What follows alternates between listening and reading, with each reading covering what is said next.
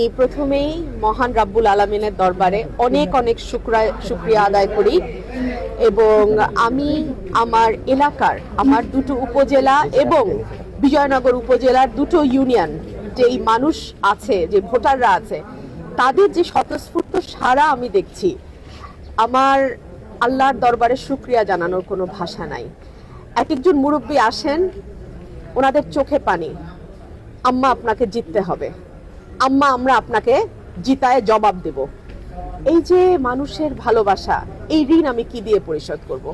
আমি শুধু আল্লাহর কাছে এটাই দোয়া করি, ওনারা যেই স্বপ্ন এবং আশা নিয়ে আমাকে ভোট দেবেন, আল্লাহ যেন আমাকে সেই স্বপ্ন পূরণ করার তৌফিক দেন। তো যেটাই হোক, আমার রাজনীতিতে কিন্তু তকদিরের বাইরে কিছু হয় না। হ্যাঁ, ভীষণ রকম ভাগ্য এখানে কাজ করে। সো আমার ভাগ্যে ঠিক ওটাই ঘটছে যেটা আমার বাবার সাথে ৭৩-এ ঘটেছিল। সো আমার বাবা তখন নৌকার জোয়ার ছিল, আর কোনো দলের জোয়ার ছিল না। আমার বাবা স্বতন্ত্র জিতেছিলেন। এখন বাংলাদেশে এই মুহূর্তের প্রেক্ষাপটে যেহেতু আওয়ামী লীগ নাই, বিএনপির একটা জোয়ার দেখা যাচ্ছে, সেখানে আমি আবার স্বতন্ত্র দাঁড়াচ্ছি। সো এটাকে আমি ভাগ্যের খেলা ছাড়া আর কি বা বলতে পারি।